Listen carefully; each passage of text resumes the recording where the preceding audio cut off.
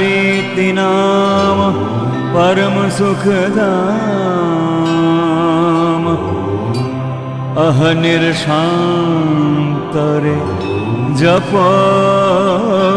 मम मनः।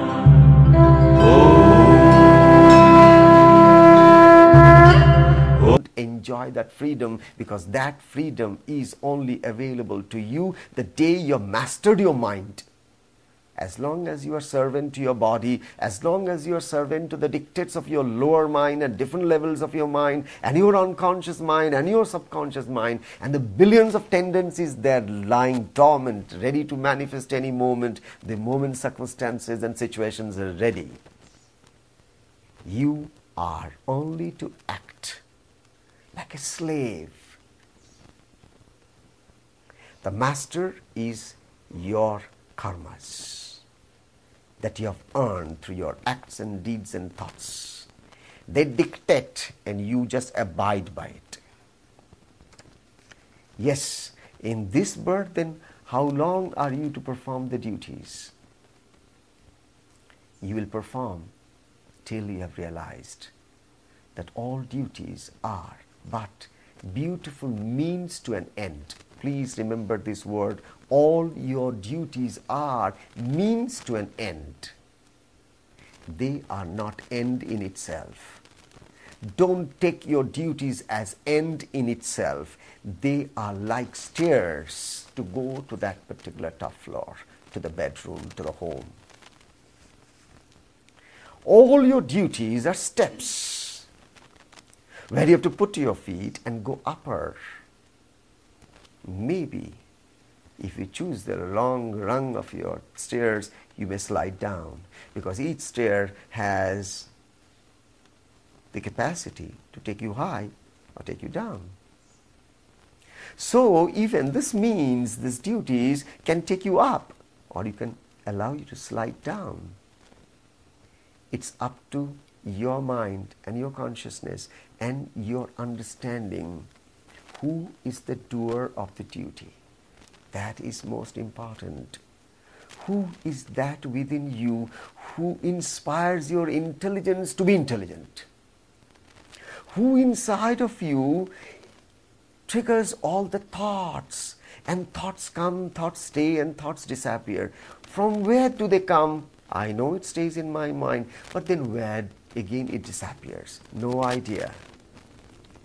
I have no idea where millions of thoughts come in my mind, and I have no idea where my thought is going to merge. I have no idea before this body was there, where was I? And I have no idea when this body dies, where I'll go. So in between space is this lifespan where you go through all these pleasures and materialistic experiences of life, where you will have your spells of happiness and you will have your spells of unhappiness, some ecstasy of success and some depression of failures. All of it will gradually churn your mind and will gradually allow you to see through all these experiences, to realize some deeper message being delivered to you by the universal intelligence. Until such time you take that message, it will be repeated to you. Till you realize what is the message and till you are able to read it right, you'll have to come to this world again and again to learn, because there is no other school. This is the world where you learn, and this is the body with which you learn, this is the mind through which you learn, and this is the spirit where you ultimately merge once your schooling is complete. That's how it goes. So your duties are duties as long as you have not realized yourself. The day you realize that the self does all, and that self is not ego. That self is not an individual, a personality. That self is not a persona or a mask. That self is that which remains after all the masks are peeled off. the mask of the body, the mask of the mind, the mask of the intelligence, the mask of everything, layer after layer after layer, desires after desires after desires. When all this peeling is over, the onion is no longer there. You peel the onion. Layers after layers after layers. Each layer was the onion, and then once you have completely peeled it off, where is the onion? There's only space. Stainless. And that's indescribable, inexpressible, undefinable. No words can describe the self within us, for it is pure experience. So I think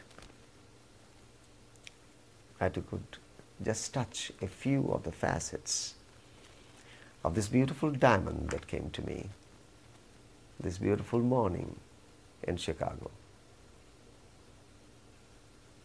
And I wish and pray to the Lord sitting in your hearts that you'll find time to bring these words from your memory back freshened up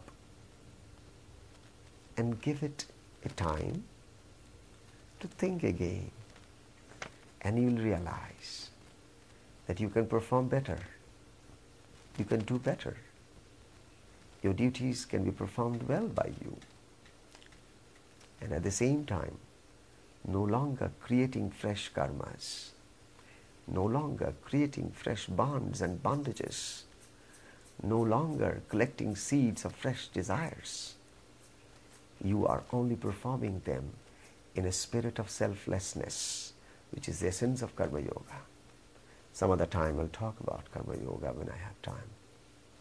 But that is the whole sadhana, that is the discipline wherein we come as if we are chained, and through our surrender to the divine, we draw the grace, and the grace can unchain us. And once the chains are removed by the one who bound us, it's the mother who hypnotized us, and it's the mother who can take the hypnotic spell away from us, and then we see the reality. And that reality is the mother, and the mother, and the mother.